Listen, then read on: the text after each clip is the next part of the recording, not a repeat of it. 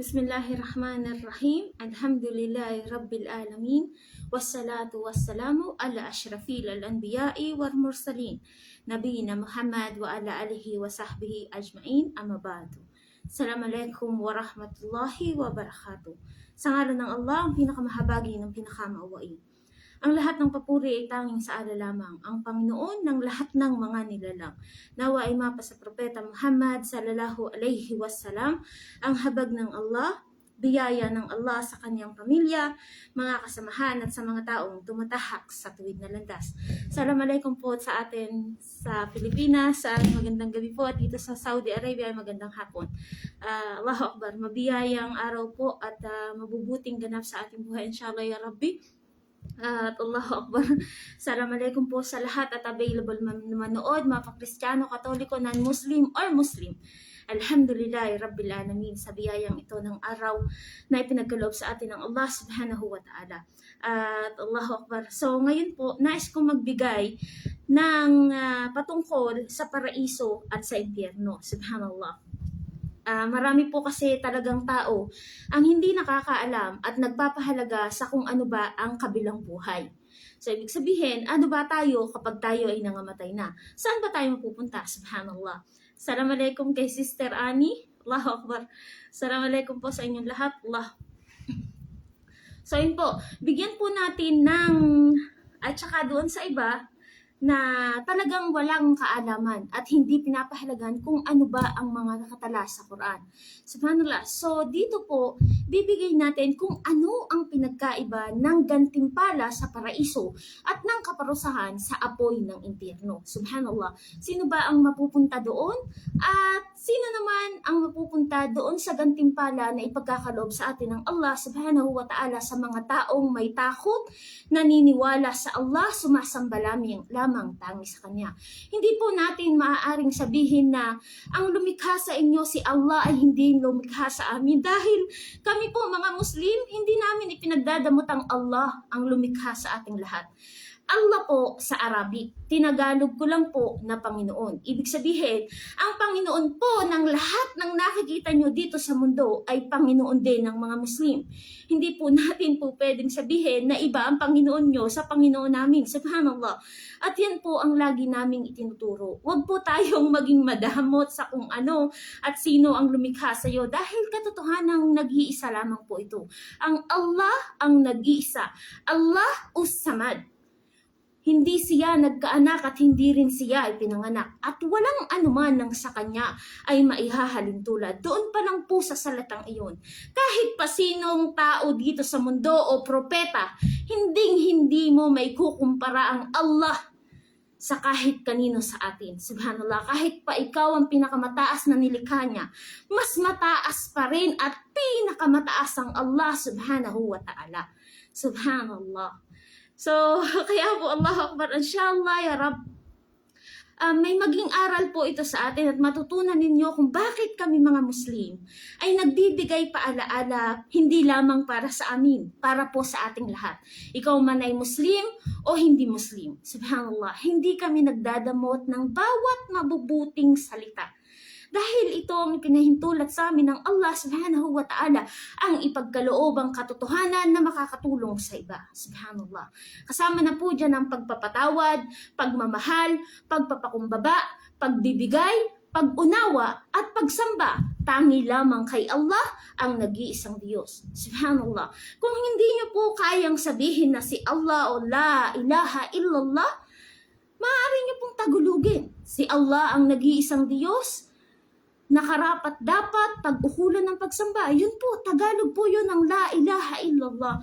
Hindi po mahirap unawain. Lalo tayo mga Tagalog, dun sa mga purong Kabitenya at purong Tagalog na nakikinig sa akin, lubusan yung maunawaan. Dahil dati, sabi ko nga po, isa ako sa hindi nakakaunawa kung ano ang salita ng mga Arabo or kung ano ang salitang Arabic. Bas alhamdulillah, kaya tayo pinagkalooban ng Allah Subhanahu wa Ta'ala ng isip at puso ay para gamitin natin sa tama at ibahagi naman sa iba. Subhanallah.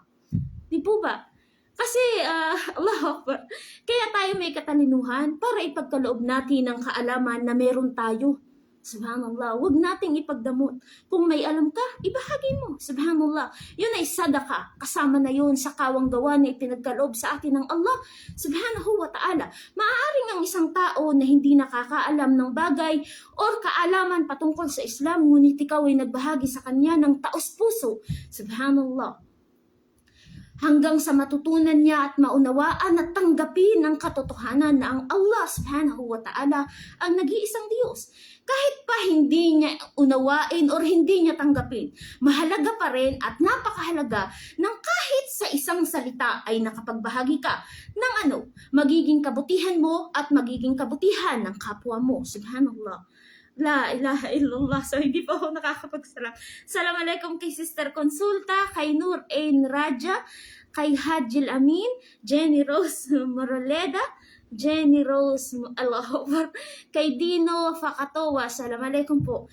Allahu Akbar. So, yun po basahin po natin sa Surat As-Sabat para po malinawan kayo kung ano ang kahalagahan ng katuruan sa Quran. At ulitin ko po, wala pong nakatala sa Quran kahit pa po bali-baliktarin ninyo at ipilit ninyo yung 72 virgins na sinasabi ninyo. Kayo naman, naghahangad kayo ng 72 virgins, dito pa nga lang sa mundo, hindi ka na makapagbigay ng sustento sa isang pamilya mo. Subhanallah, huwag kang maghangad ng 72 virgins kung dito pa lang sa mundo, hindi ka na nagpapakatino. Subhanallah, huwag niyo sabihin na naghahangad ang lahat ng tao. Hindi po.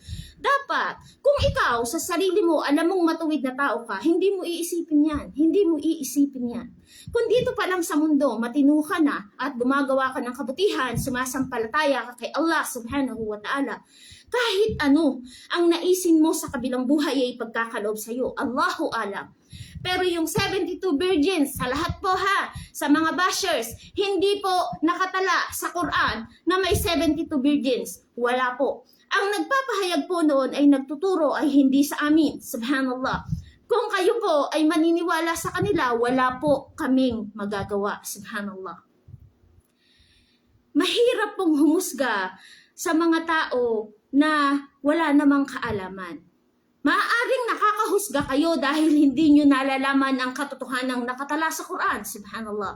At insya Allah ya Rabbi, ipagkakaloob ng Allah subhanahu wa ta'ala ang katotohanan para inyong maunawaan kung ano ang totoong nakatala sa Quran. At ako po'y laging nagpapaalaala kung ano ang mahahalagang nakatala dito. So pakinggan po natin sa Surat As-Sabat, subhanallah. Kaya't ngayon, ang salita ng aming Panginoon ay binigyang katarungan laban sa amin. Nakatiyakang dapat naming lasapin ang kaparusahan sa aming kasalanan. Sino yung mga taong lalasap ng kasalanan, kaparusahan sa kabilang buhay? Yun ang mga taong matitigas ang puso, ayaw magpatawad, gusto lagi ay gulo, gusto lagi ay makasakit ng iba, hindi nagbibigay kawang gawa sa kapwa, subhanallah. Yan ang mga taong mapupunta sa kaparusahan na ipagkakaloob ng Allah dahil dito pa lang sa mundo, hindi ka na gumagawa ng mabuti. Paano pa sa kabilang buhay? Hindi ka makakapaghangad ng paraiso kung dito sa mundo, matigas ang puso mo. Subhanallah. Dito pa lang sa mundo, baguhin mo na kung ano ang katigasan ng puso mo. Maging mabuti ka sa kapwa mo, maging mapagbigay, mapag-unawa, mapagpatawad, mapagmahal, at sumamba tangi lamang sa Allah. Hindi po masama ang aking sinasabi. Dahil pagsama-samahin po ang lahat ng iyan, yan po ay gawa ng kabutihan. At saan ka mapupunta? Of course, sa paraiso. Yun ay ang gantimpala sa lahat ng kabutihan na ginawa mo dito sa mundo. Subhanallah. Parang ano yan kapag ang isang tao, bigyan ko po kayo ng halimbawa, ang isang taong masama, gumawa ka ng kasalanan o pagpatay sa iyong kapwa, saan ka hahantong? Hindi ba't sa kulungan na wala kang kalayaan? Subhanallah. Dahil pananagutan mo ang kasalanang iyong ginawa. Kung sakali namang hindi ka nabigyan ng kaparusahan dito sa mundo o hindi ka naikulong, subhanallah, ang kabilang buhay ang magpaparusa sa iyo dahil sa ginawa mong pagpatay sa iba. Subhanallah. Pero alhamdulillah, diba? Meron pa ding option ng tao. Halimbawa, ikaw na isang mabuting tao. Hindi ba kung ikaw ay isang mabuting tao, ikaw ay pararangalan dahil ikaw ay mabuting tao? Huwag lamang sa kasinungalingan. Subhanallah. Napakaraming option ng tao kung paano natin at saan natin itutungo ang ating pagkatao. Subhanallah. Kaya doon sa sinasabi ko sa iba, nagagalit kayo sa akin, okay lang. Dahil yan ang nararamdaman mo, hindi kita maaaring pilitin. Pero alhamdulillah, alam niyo sa totoo lang, sa Islam lang ako nagkaganito. Subhanallah. Sa Islam lang ako natutong magpatawad, magpakumbaba, magmahal ng sobra sa aking ina. Sa totoo lang, isa ako sa pasaway na pasaway at laging sumasagot sa aking ina. Imagine niyo, ngayon, ni ayokong tumutulo o pumapatak ang luha ng nanay ko, subhanallah. Bakit? Dahil yun ang lagi kong nakikita at tinatandaan sa Islam. Yun ang nakatala sa Quran. Imagine niyo, napakaraming halimbawa ang ipinagkakaloob ng Allah sa atin na nakatala sa Quran. Nang wala pa tayo dito sa mundo, kung bakit ako lalong nagmahal sa nanay ko, nang ako'y naging nanay din. Nang naranasan ko ang hirap na dinanas ng aking ina nang ako ay nasa sinapupunan pa niya. 9 na buwan niya akong dinala. Hanggang sa hindi ko naisip bakit hindi ko pinahalagahan ng mga panahon na ako'y katoliko pa ang aking ina. Subhanallah, totoo po yan. Napakahabang panahon na binaliwala ko ang halaga ng aking ina. Nang pumasok ako sa Islam, dito ko lahat nabasa kung ano ang kahalagahan ng aking ina. Subhanallah. At ngayon, tingnan nyo, ni ayoko na nakikitang lumuluha siya. Dahil iyon, ang isa sa kinatatakutan ko na magiging kaparusahan ko kay Allah sa kabilang buhay. At pinag-iingatan ko na huwag kunin ng anak ko at huwag gayahin ng anak ko yung panahong nagawa ko sa nanay ko. Subhanallah. Dahil alam ko, dadanasin ng anak ko ang dinanas ko noon. At makikita nila yung paghihirap ko at pinagsusumikapan ko dahil pagkatapos ko, magiging magulang din sila. Subhanallah. Kung bakit ko pinapakita ang pagmamahal? Dahil iyon ang katuroan sa Islam. Subhanallah. Sige po. Doon sa nagsasabing masama pa rin ang Islam. Alhamdulillah. Pero kahit ganyan pa man ang pagkakaunawa niyo sa Islam, wala pong problema. Sabi ko nga, hindi ko kayo sisisihin sa pagkakaunawa niyo dahil dati rin akong katulad ninyo na isa sa mga taong mapaghusga sa mga Muslim. Yung galit na galit ako sa mga Muslim dahil hindi ko naman sila nauunawaan. Subhanallah. Galit na galit ako sa Islam dahil hindi ko pa alam kung ano ang katotohanan. Pero pinagkaloob ng Allah subhanahu wa ta'ala ang Quran, alhamdulillah. Imagine niyo, ito ang nagpabago sa akin dahil yun ang kagustuhan ng Panginoon. Tinagalog ko na po ha, Panginoon. Panginoon ko, Panginoon ninyo, Panginoon nating lahat. Subhanallah. Diba? Allahu Akbar. So sabi ko po, mahal ko po kayong lahat. Doon sa mga OFW, maraming mga OFW ang nandito sa Saudi. Nawa ay bigyan kayo ng Allah subhanahu wa ta'ala ng pag-unawa katulad ng pag-unawa namin. Subhanallah. Imagine niyo, isipin niyo na lang. Hindi masamang ibahagi ko ang nakaraan ko kung ano ako noon. Dati akong isang magiinom. Allahu Akbar. Yes. At ngayon, alhamdulillah, 8 taon na akong hindi umiinom ng alak. Yes, totoo po yan. 100% umiinom ako dati. Pero binago lahat ng Allah, pinalitan ng pagdadasal. Kasi sabi ko nga, hindi ko sasabihin ako'y perpekto dahil noong panahon ko ay isa din akong mapagkamaling tao. Subhanallah. Isa rin ako sa mga mapanghusga. Pero lahat iyon ay binago ng Allah at itinuturo ko naman sa inyo. Subhanallah. Alhamdulillahi Rabbil Alamin. Allahu Akbar. Kaya't kayo ay aming iniligaw sapagkat katotohanan kami rin sa aming sarili ay naliligaw. Katotohanan sa araw na ito silang lahat ay magdurusa ng sama-sama sa kaparusahan. Katiyakang sa ganitong paraan ng aming pakikitungo sa mga makasalanan. Ang aming tampalasan, mapagsamba sa mga Diyos-Diyosan, kriminal, palasaway kay Allah, walang pananalig. Katotohanan kapag sila ay pinagsasabihan noon nang wala nang iba pang Diyos na karapat-dapat pag-ukulan ng pagsamba maliban kay Allah. La ilaha illallah.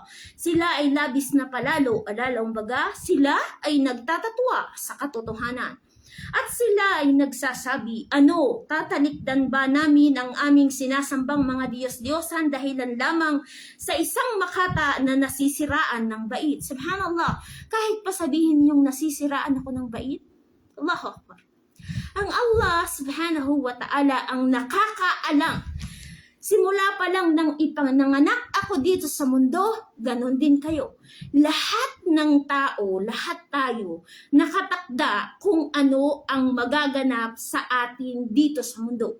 Kung ikaw ay magiging Muslim, sa dami ng balik Islam, hindi mo na mabilang. So sabihin niyo po, kung kami nagpapasinungaling dahil isa ako sa dating Katoliko. At 8 taon na akong hindi nag-aantanda, 8 taon na akong hindi humahawak ng rebulto, 8 taon na akong hindi sumasamba sa kahit na anong rebulto na nakikita ko sa Pilipinas. Patawarin po ulit ako ng ibang mga kababayan natin, mahal ko po kayong lahat. Kung nais nyo pa rin pong ipagpatuloy ang pagsamba ninyo sa mga rebulto, hindi po ako magsasalita ng kahit anong masama. Ngunit katotohanan ang rebulto ay gawa lamang ng kamay ng tao. Malinaw pong lahat yan ay nakatala sa Biblia din naman ninyo. Subhanallah. Hindi po naman ako maaaring magsinungaling. Dahil kung ano ang nakatala sa Quran, na ang rebulto ay hindi karapat-dapat sambahin, iyon naman po ay nakatala rin sa inyong Biblia. Subhanallah. Allahu Akbar. Assalamualaikum kay Brother Ahmad Abesemis. So ayan po si Brother Ahmad Abesemis. Yan po ay nagbalik Islam din po. Alhamdulillah, kasabay ni Brother Jason, subhanallah. Yan, tingnan niyo po. Jason, Allah, panmali na ako. Ni Brother Iklas. Salam alaikum kay Joby Abobo, kay Lisa Mantala Mendoza. Salam po kay Nurjana Tarlaw. Allahu Akbar. So, yun ha. Kaya please, tingnan niyo po yung pinagkaiba. Allahu Akbar. Sorry. Ano tayo? Advertise tayo. Subhanallah. Hindi datupot siya, Muhammad, ay dumatal na may dalang katibayan. At ito po yung katibayan, ha? Ito po ang Quran na ito ay dala ni Propeta Muhammad sallallahu alaihi wasallam para ipaliwanag sa tao ang katotohanan. Hindi lamang po para sa mga Arabo. Pareho din po ng kay Propeta Jesus na salitang Arama ay tinagalog na lang po ang Biblia. Yun nga lang, marami ang binago. Subhanallah. Pero ang Quran po, walang isamang binago maliban na ito ay tinagalog. Subhanallah. Pare-pareho din po.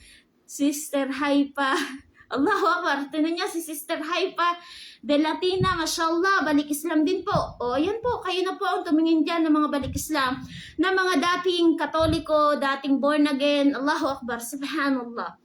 Pero alam nyo, dito sa Islam, lahat kami mga balik Islam, dito namin nakita ang kapayapaan. Dito lang sa Islam. Dito lang itinuturo ang pagpapatawad, pagmamahal, pag-unawa sa kapwa. Sa iba, siguro yes, tinuturo, pero Allahu Akbar, magkaiba po talaga, subhanallah. Yung iba, hindi tumatatak sa puso dahil 1 time a week lamang nakakarinig ng salita ng Biblia, hindi po lagi, subhanallah. Allahu Akbar, la ilaha illallah.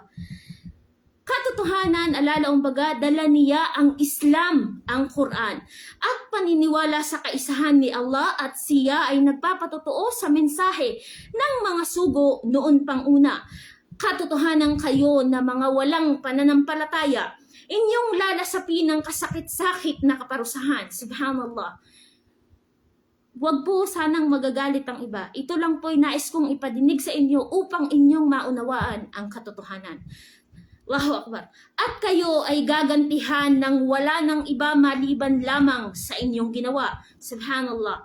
Sa kanila ang nakatakdang panustos na mga bungang kahoy maliban lamang sa mga piling alipin ni Allah na matatapat. Ayan po ha, tatagalugin ko po ng mahinusay para inyo po maunawaan. Maliban lamang sa mga piling alipin ng Panginoon na matatapat. Subhanallah. La ilaha illallah. Sa kanila ang nakatakdang panustos na mga bungang kahoy at sila ay pararangalan. Subhanallah, ito na po yung paraiso. Pakinggan pong mabuti. Sa halamanan ng kaligayahan ang paraiso. Sila ay nasa kanilang luklukan na magkakaharap sa isa't isa. Sa karamihan nila ay ililibot ang kopa ng alak na nagmumula sa umaagos na bukal. Subhanallah.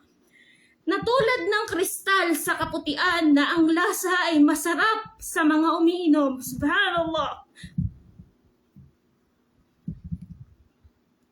Na ito ay walang magiging masamang epekto, alalaumbaga, ligtas sa pagiging mabigat o masakit sa ulo. Walang sakit sa tiyan, hindi nakapipinsala sa katawan. Subhanallah. Walang damdamin ng kasalanan. Allahu Akbar. Gayon din naman sila ay hindi makadaranga ng pagkalango. La ilaha illallah. Subhanallah.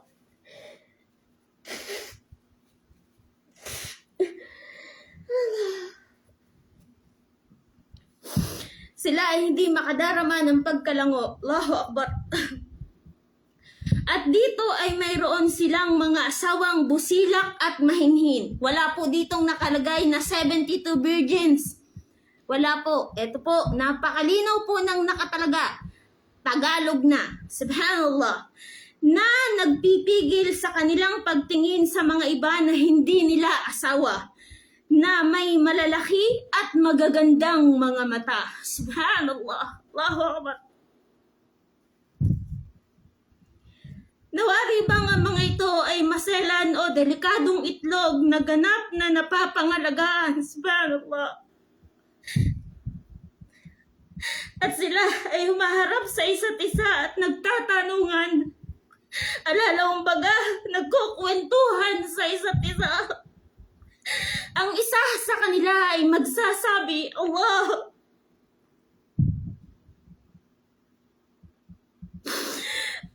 katotohanan ako ay may isang kaibigan sa mundo, Allah, na lagi nang nagsasabi,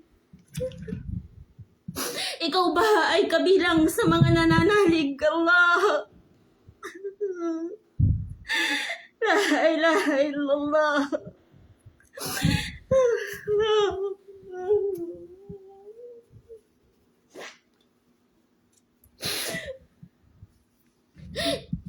Hindi lang po patungkol sa mga kaibigan natin, patungkol sa pamilya, sa nanay, tatay, kaya pag sumikapan natin sila na mapatungo sa Islam, Allah ya Rab, pag sumikapan natin sila na maunawaan kung ano ang kabutihan ng Islam, Allah ya Rab, amin, na kung tayo ay mamatay at maging alabok at mga buto, katotohanan bang tayo ay muling ibabangon upang tumanggap ng gantimpala o kaparusahan ayon sa ating mga gawa? Subhanallah.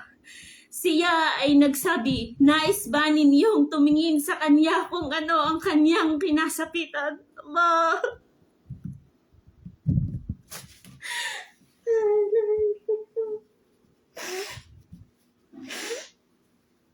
Subhanallah ya Rab.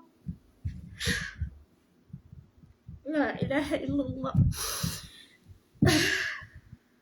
Kaya't siya ay tumingin, naghanap sa kanya at kanyang nakita siya sa gitna ng apoy. La ilaha illallah.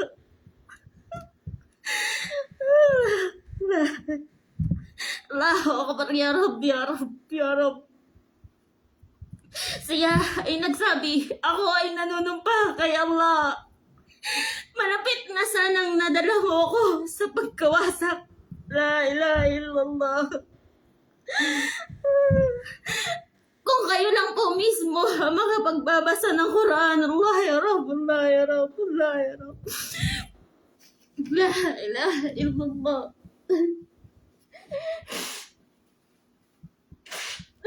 Allahu Akbar. Allah ya Rabb. Subhanallah ya Rabb. Allah. Subhanallah. La ilaha illallah. Hasbunallah alayh. At kung hindi sa habag ng aking Panginoon, Allah, walang pagsala na ako ay isa sa mga napasama roon sa impyerno. At ang mga naninirahan sa paraiso ay magsasabi, tunay ba ay tayo ba ay hindi na muling mamamatay, maliban lamang sa ating unang kamatayan, at tayo ba ay hindi napaparusahan matapos na tayo ay makapasok sa paraiso. Katotohanan ito nga ang sukdol na tagumpay. Sa katulad ng ganito, paraiso, hayaan ang nais magsumikap upang magtagumpay na magpunyagi ng totoo. Subhanallah. Pakinggan niyo po sa impyerno. Allahu Akbar. Ito bang paraiso ay higit na mainam na tirahan o ang puno ng sakum? Ang isang kahindik-hindik na puno sa impyerno. Katotohanan ng aming ginawa ito ang sakum na isang parusa sa mga makasalanan, mapagsamba sa Diyos-Diyosan, walang pananalig, mapaggawa ng kamalian, buktot. Allahu Akbar. Katotohanan ito ay isang puno na tumutubo sa kailaliman ng impyerno, na ang sumusulpot nitong bunga ay waribang mga ulo ng mga demonyo. La ilaha illallah. Katotohanan sila ay kakain nito at ang kanilang tiyan ay mapupuno ng mga ito. Allahu Akbar. At bukod pa rito sila ay bibigyan ng kumukulong tubig upang inumin na magkasangkap ang pinakulong tubig at sakum sa kanilang tiyan. At pagkatapos katotohanan sila ay babalik sa naglalagablab na apoy ng impyerno. Katotohanan kanilang natagpuan ang kanilang mga ninuno sa maling landas, kaya't sila rin ay nagmadali na sundan ng kanilang mga yapak. Subhanallah. At katotohanan ang mga nangaon ng tao nung una ay naligaw rin bago pa sa kanila. Subhanallah. Yan po yung pagkakaiba ng paraiso at impyerno, na kung saan yung mga taong masasama doon mapupunta at kakainin nila sa puno ng sakum yung mga ulo o bunga nito. So, kaya po kami humihila para sa ating lahat. Subhanallah. Hindi po sa amin to nagmula. Ito po'y nagmula kay Propeta Muhammad. Ganon din po ang ipinag-utos ni Propeta Jesus, na tayo ay gumawa ng kabutihan, huwag sumamba sa Diyos-Diyosan. Kahit po bali-baliktarin ninyo ang Biblia, wala po kayong makikita na sinabi niya, ako si Jesus, ako ang inyong Panginoon. Wala po. Wala po kayong makikita kahit bali-baliktarin niyo ang Biblia ninyo. Subhanallah. Kung bakit di po ako tumitigil magbahagi sa inyo, dahil mahal ko po kayong lahat. At insyaallah, darating yung araw na pahahalagahan nyo ding lahat. Lagi kong dasal. Yung bawat mabuting salita ko, iparating nyo sa anak nyo, sa kapitbahay mo, sa kapatid mo, sa nanay mo. Huwag masukuan. Kasi alam po natin yung tama eh. Yung makakabuti sa atin, yung makakatulong sa atin, doon tayo. Kumbaga, huwag kang pumunta sa taong balot ng kasamaan. Iwasan mo to. Kung kaya mo siyang iwasan, iwasan mo dahil maaaring mahawa ka nito. Subhanallah. Ikaw lang, hindi po kami. Ikaw sa sarili mo ang magliligtas at magsasaliksik ng katotohanan. Subhanallah. Dahil ipinagkaloob din sa iyo ng Allah subhanahu wa ta'ala ang isip na katulad sa amin at ang puso para maunawaan mo kung ano ang katotohanan. Subhanallah. Allahu Akbar.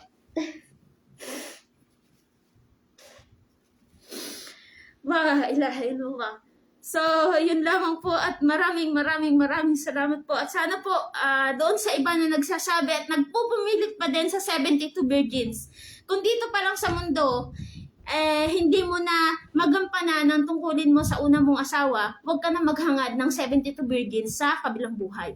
Ngayon, kung gusto mo, or higit pa, subhanallah, kung gusto mo, at sa tingin mo ay pagkakaloob sa'yo ng Allah subhanahu wa ta'ala ang lahat ng naisin mo dito pa lang sa mundo, gawin mo makabuluhan ang buhay mo. Subhanallah. Yun lamang po at maraming salamat po. Jazakallahu khairan. Bismillah.